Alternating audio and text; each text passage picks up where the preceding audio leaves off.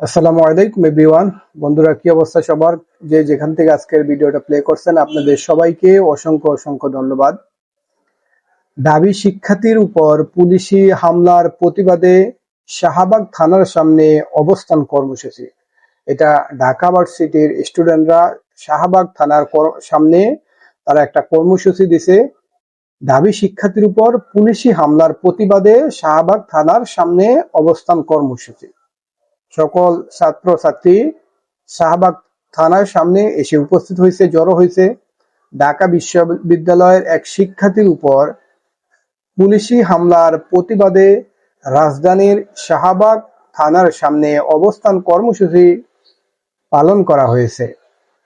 এই কর্মসূচিতে ঢাবির শিক্ষার্থীরা ঢাকা মহানগর পুলিশের ডিএমপি কমিশনার রমনা বিভাগের উপ কমিশনার ডিসি মোহাম্মদ মাসুদ আলম সহ হামলায় জড়িত পুলিশ সদস্যদের বিরুদ্ধে শাস্তিমূলক ব্যবস্থা গ্রহণ সহ ৩ দফা দাবি জানায় তারা। এটা হলো আজ মঙ্গলবার বেলা ১টার পর শিক্ষার্থীরা এই কর্মসূচি শুরু করেন। বেলা ২:৩০ পর্যন্ত কর্মসূচি চলে। একই ঘটনায় এর আগে দুপুরের দিকে ঢাবির রাজু ভাস্কর্যের সামনে প্রতিবাদ মানববন্ধন করে বাংলাদেশ ছাত্র ফেডারেশন। অবস্থান কর্মসূচিতে অংশ নেওয়া শিক্ষার্থীরা বলেন, গতকাল সোমবার রাতে সোহরাওয়ার্দী উদ্যানে ঢাবির নৃবিজ্ঞান বিভাগের ২৯ ব্যাচের শিক্ষার্থী নাহিম উদ্দিনের উপর পুলিশ অন্যায়ভাবে হামলা করেছে। নাহিম উদ্দিন কোনো অপরাধ করেনি, তবুও তিনি হামলার শিকার হয়েছেন। রাস্তাঘাটে পুলিশ কাউকে বিনা কারণে মারবে, এ অধিকার কে তাদের দিয়েছে? এটা ছাত্রদের বক্তৃতা। মানুষ কি এখন রাস্তা দিয়ে হেঁটে যেতে পারবে না? রাস্তা কি পুলিশের সম্পত্তি? ডিসি মাসুদের বিরুদ্ধে আইনি ব্যবস্থা নিতে হবে।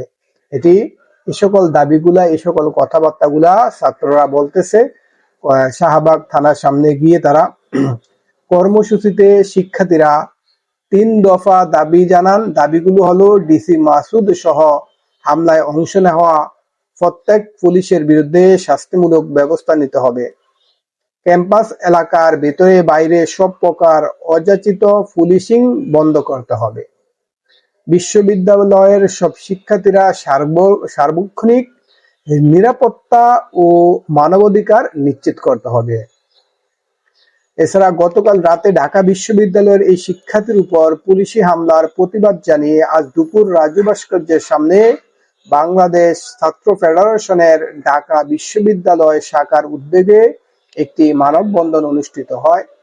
মানববন্ধনে সভাপতিত্ব করেন বাংলাদেশ ছাত্র ফেডারেশন ঢাকা বিশ্ববিদ্যালয় শাখা আহ্বায়ক আরমানুল হক। তিনি বলেন, ৫ই আগস্টের পর পুলিশের সংস্কারের জন্য কমিশন গঠিত হয়েছিল। সেই কমিশন একটি প্রতিবেদন জমা দিয়েছিল।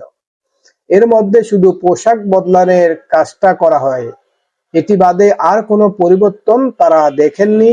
ফলে পুলিশ আগেও যে অন্যায় আচরণ সাধারণ জনগণের সঙ্গে করতেন, এখনো তা অব্যাহত রয়েছে। তাই এই পুলিশি ব্যবস্থার সংস্কার দাবি করছেন তারা।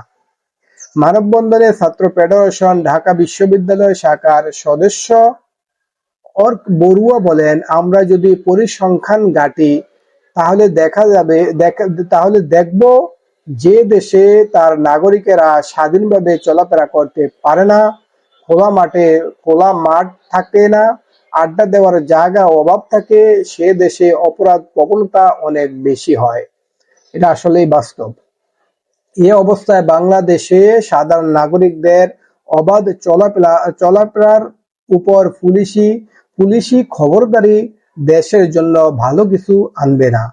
এর পাশাপাশি সাধারণ নাগরিকদের পুলিশ যেভাবে শারীরিক আক্রমণ করছে, গত রাতে নাইম উদ্দিনের উপর আক্রমণের ঘটনায় আমরা ডিসি মাসুদের অপসারণ এবং আইনি প্রক্রিয়া বিচার দাবি জানাই। এটা হলো এই আজকের নিউজ।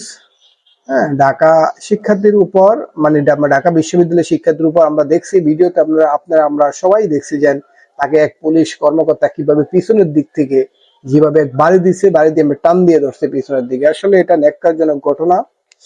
তাহলে বন্ধুরা, আজকের ভিডিওটা এখানে শেষ করলাম। আবার দেখা হবে আপনাদের সাথে অন্য কোনো নতুন ভিডিওতে। সে পর্যন্ত আপনারা ভালো থাকবেন, সুস্থ থাকবেন এবং